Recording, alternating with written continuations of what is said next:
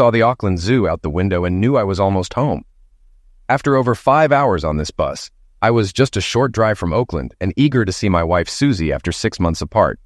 I'm Joe Thomas, a 27-year-old former Air Force senior airman. Until a few hours ago, I was on active duty, completing a 4-year tour as a fighter avionics technician. I just finished my third and final 6-month deployment at Ramstein Air Force Base in Germany. I landed at Edwards Air Force Base in California and decided to take a bus through the countryside to relax and think about my future. With my active duty over, I need to figure out my next career move. My father, Bill Thomas, worked as an electrician for most of his life, running the family business in Oakland. After high school, my twin brother John and I interned with him. Once I qualified as an electrician, I joined the Air Force while John stayed to help our parents. Now, I'm not keen on returning to the family business. I want to try something new, despite having an open offer to work there and the chance to see my family regularly. The idea of crawling through ceilings and dealing with clueless homeowners isn't appealing. My wife Suzy and I started dating during my internship and married a year after I joined the Air Force. Our marriage hasn't gone as I hoped, gradually deteriorating. We began to drift apart during the 6 months before my last deployment, and my absence likely worsened things. After 3 years of marriage and over 5 years together, the excitement has faded. Now, I wonder how to rekindle that spark. Suzy plays a crucial role in our family business, managing finances, organizing work, and handling sales and orders while my dad, John, and other electricians focus on customer service. I'm unsure how she'd react if I pursued something new instead of returning to the business. Suzy moved from the Midwest to the Bay Area for a business degree, and her contribution has been essential to the business's success. After getting off the bus near my house, I walked the rest of the way and arrived home at 4 p.m. Unsure if Suzy would be there due to a trip to Travis Air Force Base, I found myself unexpectedly early, thanks to an early arrival at Edwards. Entering the house, everything appeared unchanged from 6 months ago. In the bedroom, I saw the messy bed and scattered sheets, hearing the shower, suggesting Suzy might be home. "Are you getting ready to pick me up?" Suzy startled at my question with a low shriek. "You scared me half to death! What are you doing home already?" "I got dropped off early, so here I am. I'll be out soon, okay?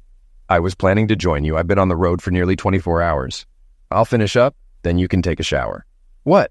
No welcome back?" Suzy's lack of enthusiasm was evident. Exiting the bathroom, I sorted my clothes and started the washer. Suzy emerged in a bathrobe and towel-wrapped hair. "So you're really done with the Air Force? They didn't push you to re-enlist?" "They tried, but I declined. My service is over." "Could they call you back if there's a war?" "They can, at least for the next 4 years." Suzy nodded before heading to the bedroom. I went to the kitchen for water, disappointed by the lackluster welcome. It wasn't what Suzy had hoped for, nor I. This behavior was unusual for Suzy. In the bedroom, she hastily tidied up, prompting me to ask about the mess. "I was running late for work this morning," she explained. "I came home early to prepare for your return." "So, you're not happy to see me?" Suzy remained silent, focused on making the bed. Disheartened, I returned to the living room and settled on the couch. Though I didn't suspect infidelity, our relationship had cooled even before my deployment. Suzy's indifference to my return after 6 months was unsettling.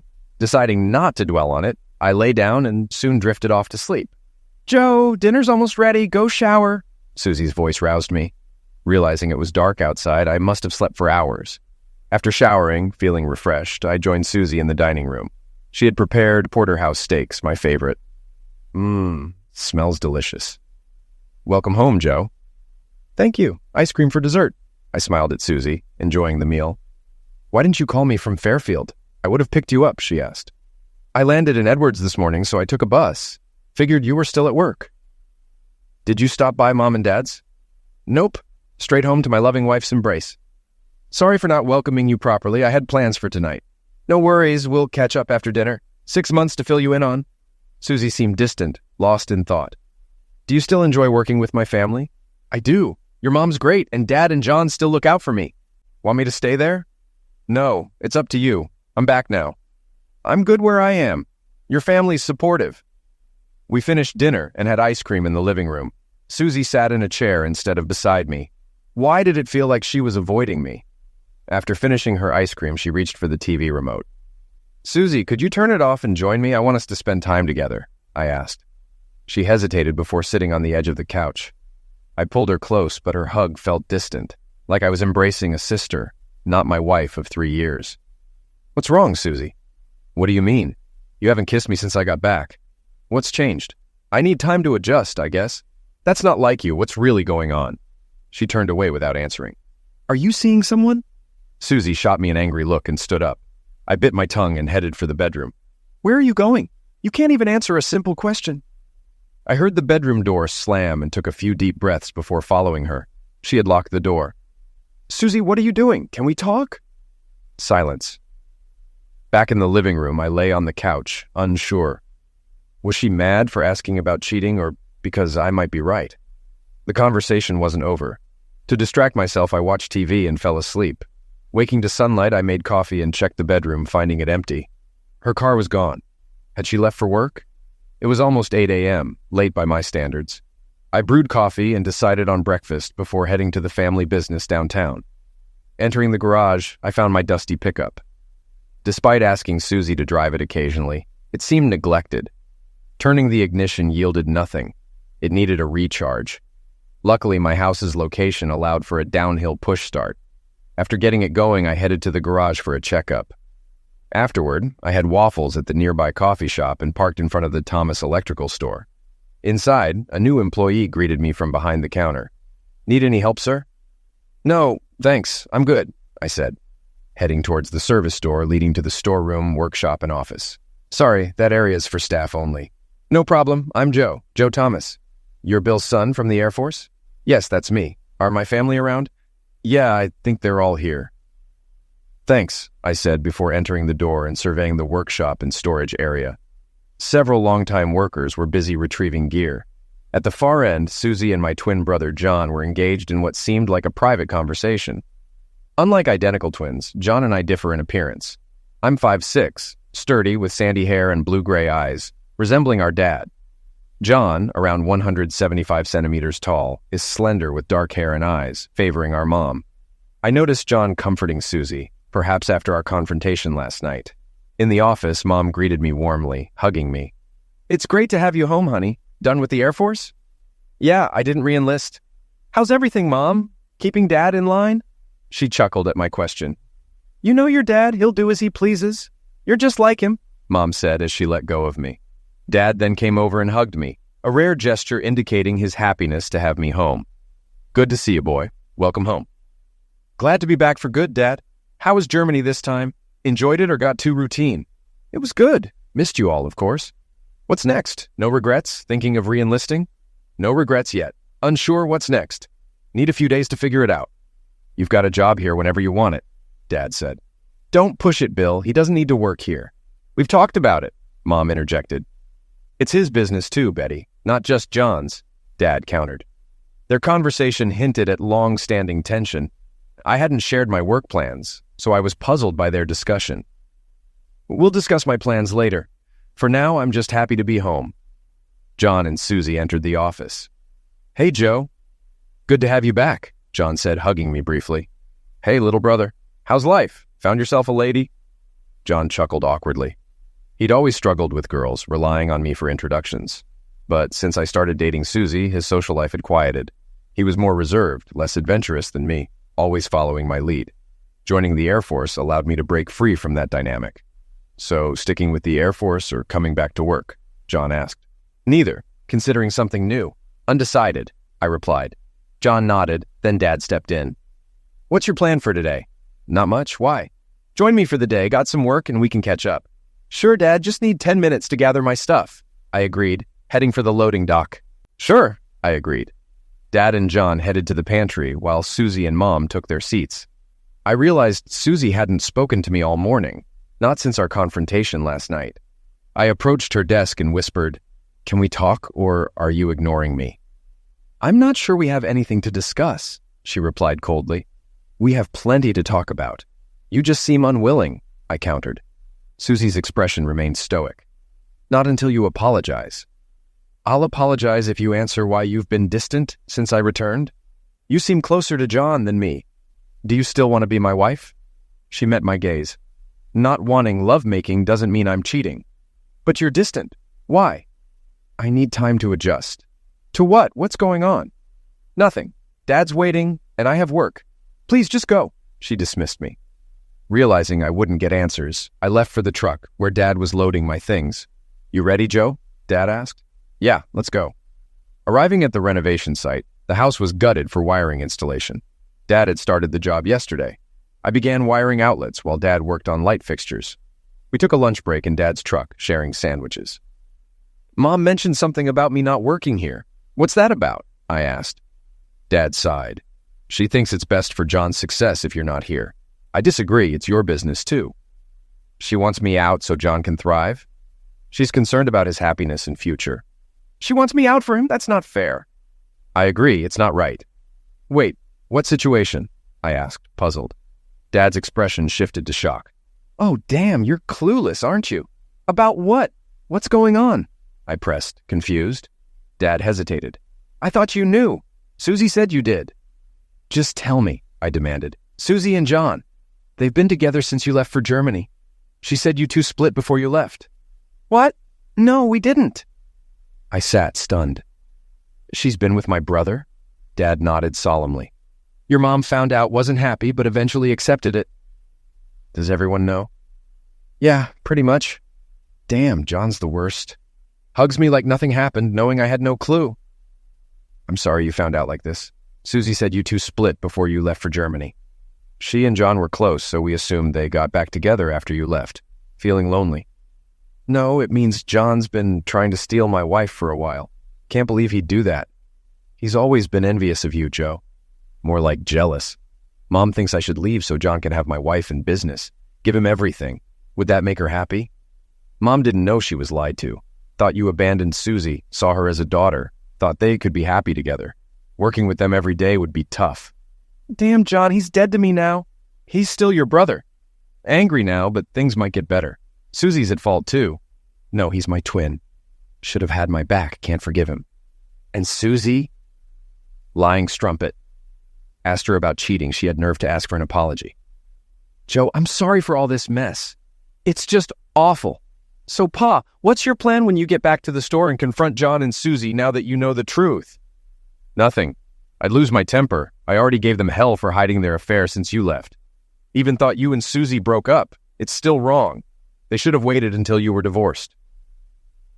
I took a sip of water, considering my next move. I was furious. But they teach you in training to keep your cool when emotions run high. I remembered walking into my house yesterday, clueless. My bedroom, that damn situation, they must have finished before I arrived. That's why Suzy was shocked to see me. She probably didn't know if I'd seen John leave. Are you okay to keep working? I understand if you need some time. I'll go. Pa, I need to think about all this. Joe, don't do anything stupid, okay? If you're worried about me hurting John or Suzy, don't be. I'm not ruining my life over them. They can have each other. Call me later, Joe, so I know you're okay, all right? Yeah, I will, Pa.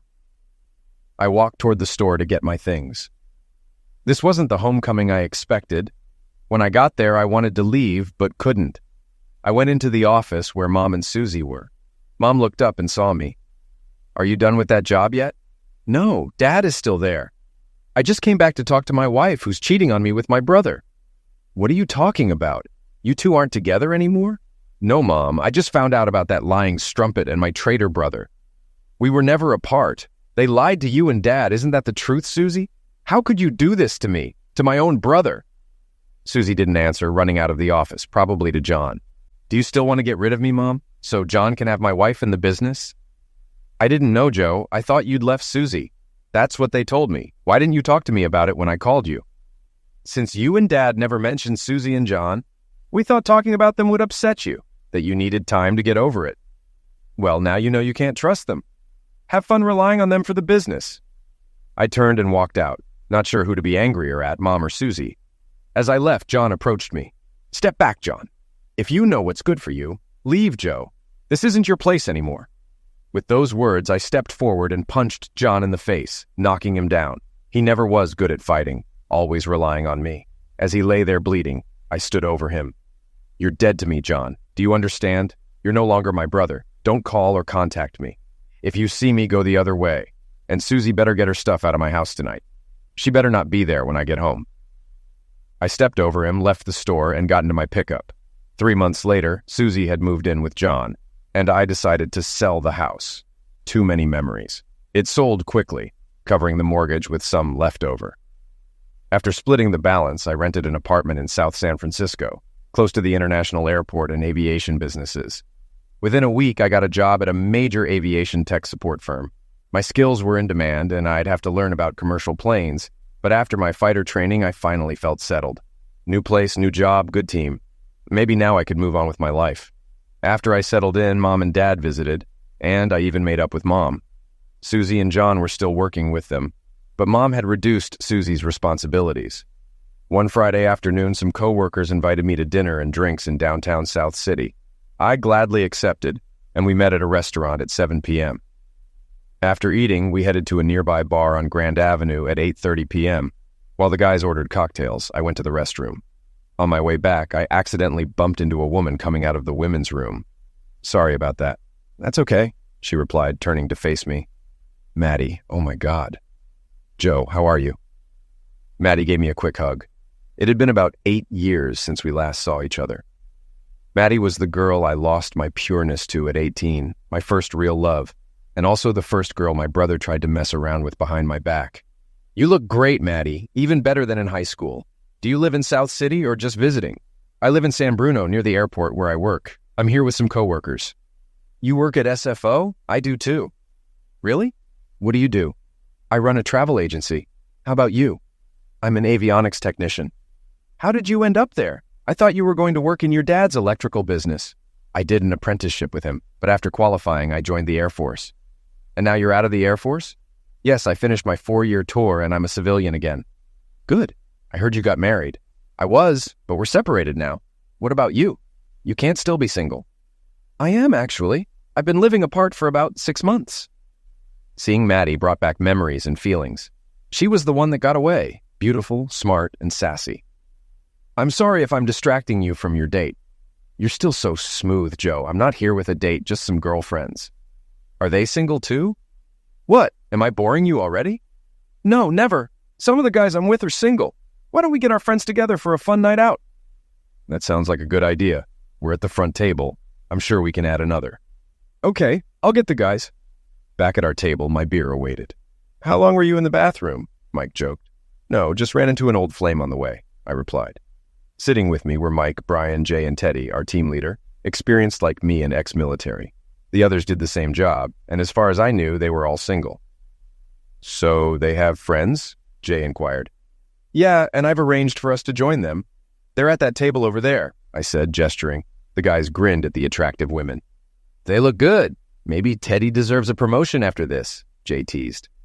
"I'm married, remember? But you guys owe Joe a beer," Teddy said. "Not me, I'm taken. But it's your lucky night," Brian added. "Let's go over there. Remember, Maddie's mine," I reminded them as we approached the table. "Hey, Maddie." "Hi, Joe. Can you grab the chairs?" Maddie asked, starting introductions. "I'm Maddie, and this is Bethany and Kira," Maddie introduced. "Hey, ladies, I'm Joe, and here are Jay, Mike, Brian, and our boss, Teddy," I replied. "How do you know Joe?" Maddie asked Kira. "He was my high school crush. We were sweethearts," Kira explained, drawing sighs from both her and Bethany. "So, not married?" Kira probed. "No, and don't try to set us up. He'd need a serious wake-up call first," Maddie replied with a smile. "Looks like you messed up, bro," Jay teased. "Yeah, big time," I admitted. Glancing at Maddie, seated beside me, she whispered, "Have you realized the truth about John?" "I only recently understood his role in my divorce." "I remembered what you said. I regret not believing you sooner," I confessed softly. "We were young, and he was your brother.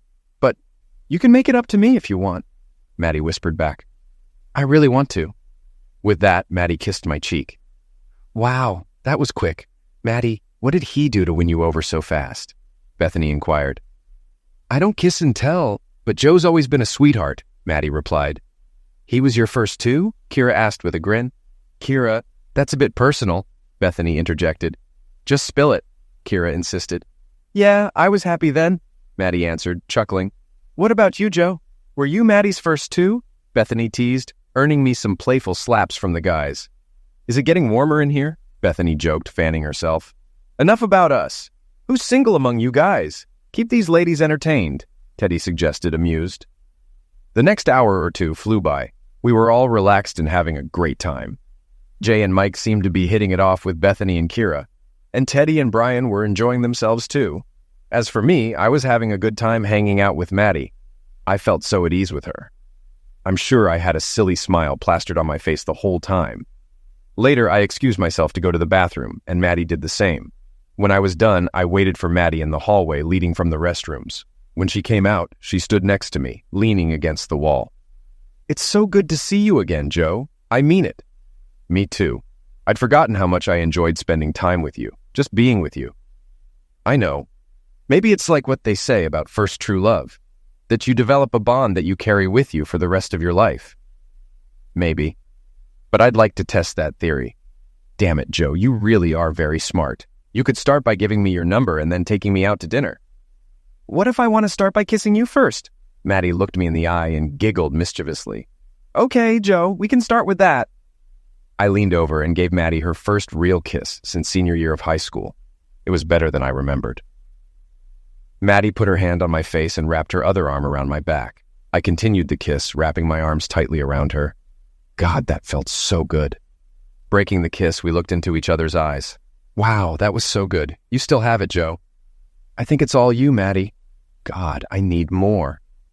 I snuggled up to her for another kiss. This time, Maddie broke the kiss a little early. "You said kiss, not lots of kisses. We need to get back to the table before I lose control of myself." "Do we have to? If it were up to me, I'd take you home right now." "Easy, Tiger. You can take me out to dinner first. I'm not that kind of girl," Maddie replied with a cheeky giggle. "Okay, but can I get one more kiss before the night is over?" "Yes, you can. I promise." We went back outside to join the others, and I kept humming, unable to get the kiss with Maddie out of my head. We continued to chat for the next hour and then went dancing, breaking into pairs. Jay with Bethany, Mike with Kira, and Teddy had already left to go home to his wife and kids. Brian soon followed, leaving the three couples alone. It was about 1 o'clock in the morning, and I was dancing to a slow song with Maddie when she told me that she and the girls were going to go home after that song. "You better call me, Joe. I'm serious." "That's something you won't ever have to worry about. I can't wait to see you again." "And you haven't even left yet." Maddie rested her head on my chest, and we danced slowly to the end of the song. When it ended, we walked back to our table. Jay and Bethany were already sitting there, and Mike and Kira were following us off the dance floor. This night felt surreal. Of course, 3 couples couldn't all get together in one night. Finally, we all went outside and waited for a cab, still paired off and having our separate conversations. The first cab arrived for the 3 girls, and Maddie gave me a quick kiss and reminded me to call her before jumping in the car with Bethany and Kira. I was left standing there with Jay and Mike. "Joe, I really owe you for this. Bethany is amazing. We already have another date," said Jay. "Me too. Kira asked me out, and I was too nervous to ask in case she said no," replied Mike. "Glad I could help, guys. Tonight was great. Better than I could have hoped for. Saturday morning, I felt a little tipsy, but not too much. I thought about last night and Maddie. I couldn't get her out of my mind. I showered, got dressed, and went to a coffee shop near my apartment for coffee and waffles. As I sat there eating breakfast and thinking about Maddie, my phone rang. "Hello? Hey, Joe, I just realized I didn't give you my number last night. I just got yours, so make sure you save it, okay?" "Of course, I'll save it. Actually, I was just thinking about you." "No, that's a lie. I've been thinking about you all morning." "But now I've been thinking about you too." "Really? Are you in love with me already?" "Joe Thomas, if we were in Salem in the 16th century, I'd have you thrown in jail as a witch for putting a love spell on me." "My God! Did you rehearse that line?" Maddie laughed into the phone. "Did you like it?" "Yeah, I liked it." "Well, if I'm a witch and I have you under my spell, I can order you to do whatever I want, right?" "Absolutely." "Then I order you to pick me up at my house and take me to lunch this morning." "Deal. Send me your address and time and I'll be there." "I will. And, Joe, thanks for last night. I haven't felt this happy in a long time." "I know the feeling. It's like I've hit the reset button on my life. I have a new place, a new job, new friends, and hopefully someone new and special to share it with." "If I find out who she is, I'll scratch her eyes out," Maddie replied with an evil giggle. "What?" I laughed in response to her unexpected answer. "Well, we're not rookies, but I hope we can make it special this time." "I agree." "Okay, my waffles are getting cold." Don't forget to send me your address. I'll do that right now. See you soon, Joe. Bye, Maddie. I pulled up to Maddie's house and didn't see a single available parking space. Luckily, I saw Maddie coming out of the front door, so I honked and waved. She jumped into my very clean pickup. I had spent 2 hours that morning getting it cleaned up for her. She leaned over and kissed me on the cheek. So, where are you taking me to lunch, Joe? How about Pedro Point? We can grab a bite to eat on the way and then sit by the ocean. It's a bit of a hike, though. Sounds great. As we walked down the path leading to the observation deck, I took Maddie's hand and she looked up and smiled at me when I did. We sat down on the grass at the end of the trail, looking out at the Pacific Ocean. We sat in silence for a few minutes, just soaking it all in. I pulled our lunch out of my backpack, and we started talking, eating the sandwiches we had bought along the way. I was expecting you to take me to a nice restaurant or cafe, but this is so much better. I'm glad you liked it. I wanted to do something memorable, and just going out to eat isn't the way to do it. Maddie rested her head on my shoulder. You're making me nervous, Joe. What do you mean? Well, just a day ago, I had no idea where you were or what you were doing. Today, it's hard for me to imagine not being with you. Things are happening too fast. I don't want to be hurt again. I'm sorry things worked out this way between us. I should have believed you. No, that's not what I meant. I meant that I was hurt after what I went through with my marriage. I only put it all behind me a few months ago, and now I'm here with you. Joe, I can't have a casual relationship. It's all or nothing for us. And that scares me. What scares you? Falling in love again. Doesn't it scare you? Knowing what it's like when you're in love and things go wrong? I know what it feels like, but I'm not going to let it stop me. The relationship I had with my ex-wife won't be like ours. You're so different from her. Us together is so different from what I had with my ex. What about your ex? Are you going to say I remind you of him? No, not at all. I always wished he was more like you, or what I remember of you. But what if you're not what I remember you to be? What if you turn out to be more like him than I'd like? Well, I don't know your ex. I don't know what happened between you two. But in my head, I'm still that high school kid who had a crush on you. I've had a few more scars and experiences since then. Some good, some bad. But I'm still the same person. I still hope to live a wonderful life and share it with the person I love. Okay, but if you hurt me again, I won't give you a third chance. I won't need a third chance, I promise. Maddie lifted her head and we kissed gently. After lunch, we went back to Maddie's apartment to hang out. Well, better said, make out. I didn't push for lovemaking. Maddie had already said she was nervous about how fast things were going, so I decided to take things slow and let her determine how fast we would move. On Saturday night, Maddie was planning on going to the movies with Bethany, so we ended up having a double date, Maddie and I, and Bethany and Jay. I didn't stay the night, but went to my parents' house for dinner on Sunday, making sure beforehand that John and Suzy wouldn't be there. Over the next week, I took Maddie out to dinner twice, and on Friday night, we all went out together again. Well, 3 couples anyway. It wasn't even 10 p.m. when Maddie leaned over to me as we sat at the table. Joe, can you take me home? Are you feeling okay? Is something wrong? No, nothing's wrong, just the opposite. I want you to take me home. I looked into Maddie's eyes, raising my eyebrows. Are you sure? Yes, very. Maddie then kissed me softly on the lips. We stood up, and I told our 4 friends that we were heading home. I think they understood, and no one objected to us leaving early. When we got back to Maddie's house, I followed her into the living room. Have a seat on the couch, Joe. I'll be right out. Do you want something to drink, Maddie? No, I'm fine. Help yourself if you want. I thought about it, but decided against drinking more whiskey, fearing the effects of hard drinks. I hadn't had much to drink tonight, but maybe it was better to just have water. I went back to the couch to get comfortable. When Maddie came out of her bedroom, she had put on some interesting clothes and invited me into the bedroom, so we made love. Maddie raised her head to look me in the eyes. I can't believe I'm already so much in love with you.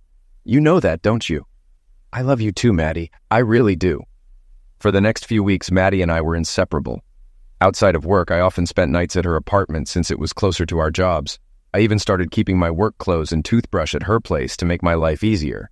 It was amazing how quickly we fell into a rhythm, as if we were finally becoming a part of each other, feeling like a complete other half. In the 12 months we had been together in high school, we already knew each other well. But now that we were older and had more life experience, We were really starting to understand ourselves on a deeper level.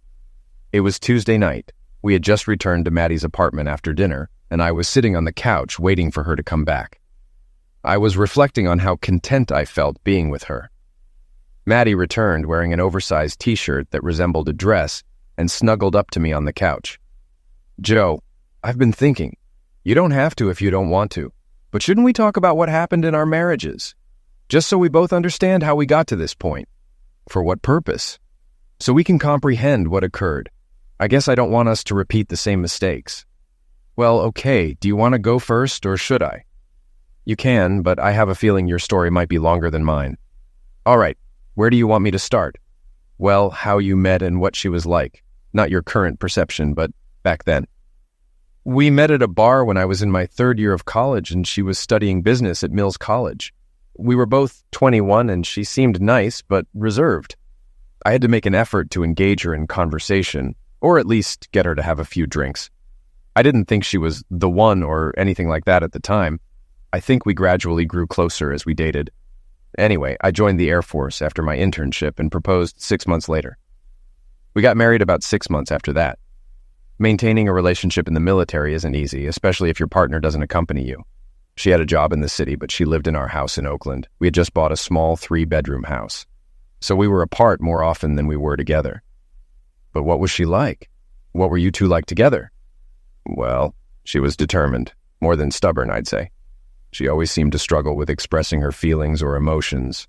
She tended to keep her cards close to her chest, even with me sometimes.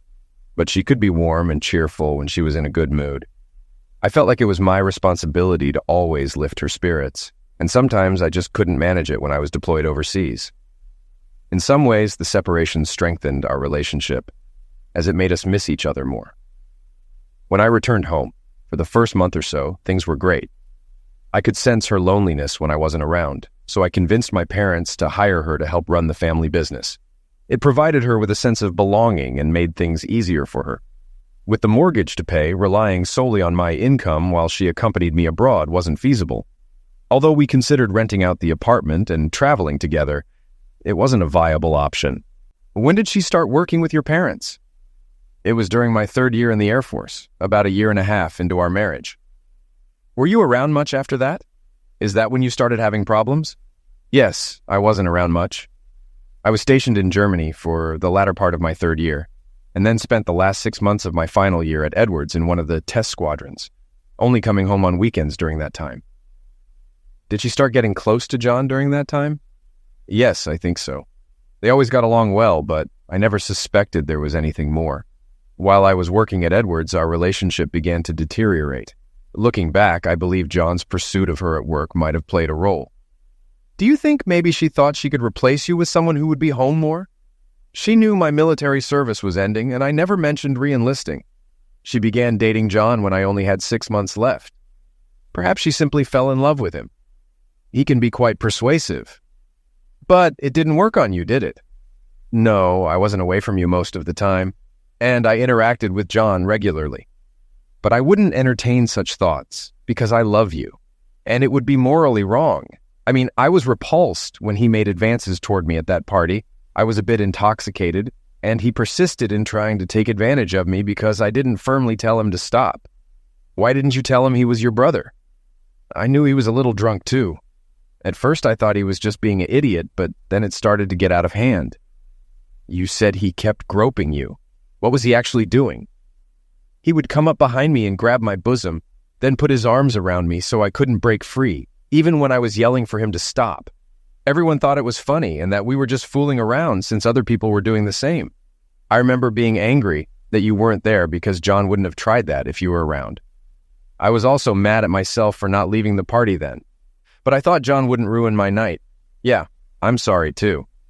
Anyway, he caught me in the hallway as I was coming out of the bathroom and pushed me into one of the bedrooms. Well, you know the rest. I've never been in a situation like that before where someone tried to molestate me and no one tried to help.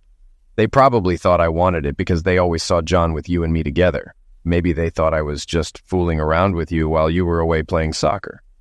Well, it's good that you can at least stand up for yourself. I hope his balls still hurt. So what about your story? I met my ex, Simon, when we were both sophomores in college.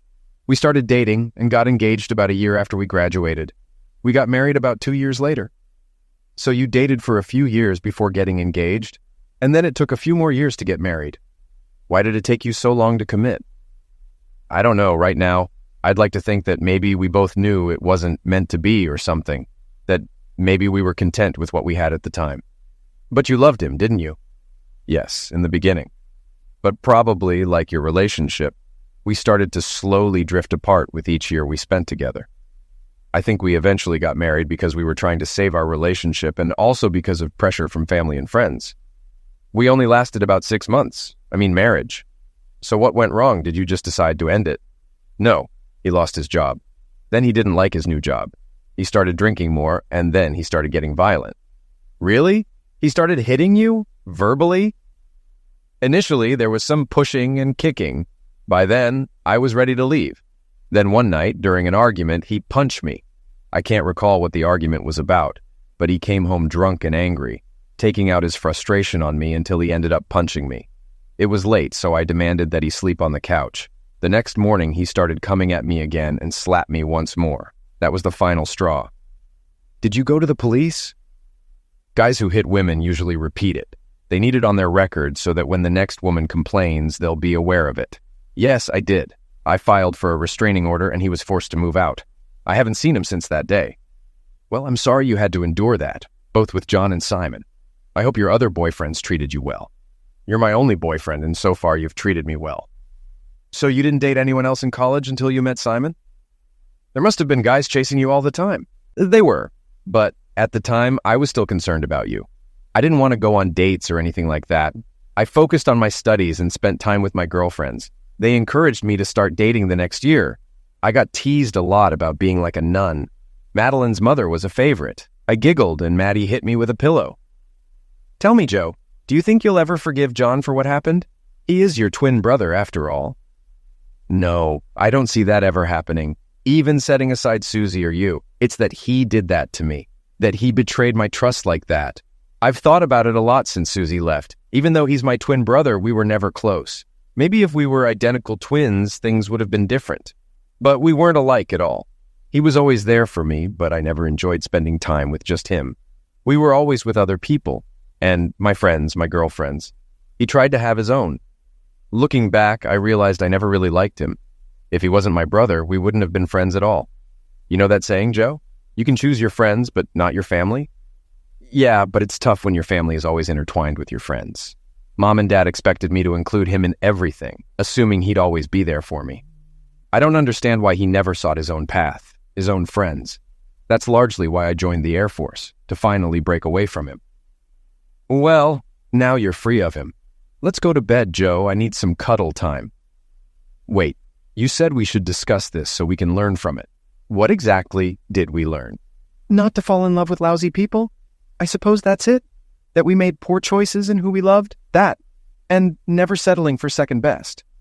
Okay, I can get behind that. Well then, I'll take my first best girlfriend to bed. Maddie leaned over, kissed me, then stood up and held out her hand, leading me to the bedroom. The following weeks passed much like the ones before, but now I could hardly recall what life was like before reconnecting with Maddie. I felt entirely at ease and content. Maybe this is what true happiness and love feel like. Last weekend, Maddie joined me for lunch at my parents' house, and they were delighted to see her again. They were also pleased to witness my happiness after breaking up with Suzy. I moved all my belongings into Maddie's apartment that week since we were practically living together already, and it didn't make sense to pay rent twice. It had been just under 6 months since I legally separated from Suzy and filed for divorce. However, Maddie's divorce had just been finalized 8 months after filing, so hopefully I only had a few more months to go too. Mom's 50th birthday was Thursday, but they held a party late Saturday night at their house. Many family and friends attended, about 60 guests in all. It was one of those situations where avoiding John and Suzy without offending Mom was impossible. I decided I wasn't going to let them dictate my relationship with my parents. We reached Mom and Dad's place around 4 in the afternoon, and it was already bustling with guests. The party was happening in the backyard, where a sizable gazebo had been set up. As we made our way through the house, exchanging greetings with cousins, uncles, and aunts, we bumped into Mom emerging from the kitchen. Spotting us, she paused and beamed, then enveloped us in hugs. "Oh, goodness. You two look like you stepped out of a daytime TV romance." "Absolutely stunning," she exclaimed. "You look fabulous too, Mom." Fabulous for someone who isn't a day over 40. "Oh, Joe, you flatterer. Is that how you manage to woo a beauty like Maddie?" "That's not all, Betty. Your son can be smooth as silk, but he's always sincere. He gets that from his father. Bill was quite the charmer, too." "Well, happy birthday, Betty." "Yes, Mom, happy birthday, and I hope this party becomes a cherished memory." I handed my mom the gift and planted a kiss on her cheek. "Thank you both. Joe, Suzy, and John are outside. Will that be an issue?" "Not for us. It's your night, so enjoy it." While I wasn't going to stir up any trouble at Mom's birthday bash, I had no intention of engaging with John or Suzy either. Stepping out into the backyard, Dad spotted us and made his way over. "Hi, Joe. Hi, Maddie. You look absolutely stunning, Maddie. How my son managed to win your heart again is beyond me," Dad remarked, shaking my hand and giving Maddie a peck on the cheek. "I don't know, Bill. Your son is quite the catch. Perhaps he takes after his father. Handsome and clever." "You've done well, Joe," Maddie replied. "Mom seems thrilled for her birthday. She looks genuinely happy," I observed. "You know your mom, mostly putting on a show. She's been fussing and fretting over this party for weeks. But I hope she can relax soon and start enjoying herself." "I hope so too, Pa." "Joe, your brother and Suzy are over there. Is that all right with you?" "Yeah, as long as they steer clear of us and don't start any conversations, it's fine." "Got it. I'll make sure they know to give you space. Sound good?" "Okay." We mingled with the other guests, a mix of family friends and relatives. Some familiar faces, others less so. Despite the varied crowd, it seemed everyone recognized me, perhaps due to my height and build, making me stand out. Many guests couldn't help but admire Maddie, commenting on her beauty. At one point, Maddie went into the kitchen to assist her mom with more food, and I noticed Suzy trailing behind her. I shook my head, knowing Suzy was clueless about who she was dealing with by engaging Maddie. A short while later, Suzy emerged from the house looking perturbed. She approached John, and I could see them attempting to hide what was clearly an argument. Eventually, Suzy distanced herself from him and took a seat away from where John stood. Then Mom, Maddie, and one of my aunts brought out trays of food from the house to the gazebo. I observed Maddie, who glanced back and forth between John and me, a mischievous smile playing on her lips. God, I adore that woman. After helping with the food, Maddie approached me, exuding confidence and, dare I say, smugness. "You've been up to something, haven't you?" I murmured softly as she stood beside me. "You have no idea, but I'm dying to hear what went down." "I'll fill you in once we're home. For now, let's revel in how uncomfortable Suzy and John will be the rest of the evening." I gazed at Maddie, unable to suppress a grin, and gave her a gentle kiss. "As soon as my divorce is finalized, I'm marrying you. No need for an engagement. I just want to make you mine as soon as possible." "Will you at least ask me if I want to marry you first?" "I'll ask. I'll get down on one knee and pull out all the stops. I'll even sing if it helps." "I'm holding you to that." "Joe, I'm not sure about your singing, though. That might be the one thing you're not good at." "Fair enough. I'll hire a professional." Then, I chuckled along with Maddie. Maddie was spot on. Suzy and John barely exchanged words for the remainder of the evening, and when they did, it was clear there was animosity towards him, evident in Suzy's expression. I don't consider myself a confrontational person, but I have to admit it was quite remarkable. Later, I went inside the house to use the restroom, and as I exited, John was waiting outside the door, wearing a troubled expression. As I approached, he stepped aside to let me pass. I gave him a dismissive glance and shook my head slightly as I walked by. That was the extent of my interaction with John all night. After the party, I drove Maddie back to our apartment, which was now officially ours. "Curious about what went down at the party?" she asked, resting her head on my chest. I nodded in agreement. "Well, I went to the kitchen to help your mom prepare some food trays, but she had to step away for a moment, leaving me alone in the kitchen. That's when Suzy came in and started arranging food on one of the trays," Maddie recounted. Suzy turned to me. "So, you're Joe's new girlfriend?" "And I'm his wife, Suzy." "Future ex-wife, you mean? And I'm not just Joe's latest girlfriend. I'm Maddie, Joe's first love, the one he's going to marry." I think that caught her off guard. "I doubt it's just Maddie telling the story," she retorted. "I have to thank you, Suzy, for giving up a great guy like Joe for a guy like John.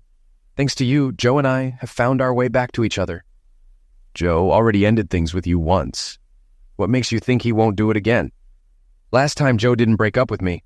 I left because he didn't believe me when I told him his brother was trying to steal his girlfriend. John has a history of this. He wants everything Joe has. His friends, his girls, his wife. John knows how to manipulate situations, but he couldn't manipulate me. I would never stoop that low. He tried to force himself on me physically. You're with such a nice guy. Seriously. She gave me a searching look before exiting the kitchen. I recognized that look, Joe. Like she knew John's true colors. Maybe he was already abusive with her, not physically yet, but she might have sensed it during their argument when she returned to him. She avoided him the rest of the night. I bet he was already manipulating her to get his way.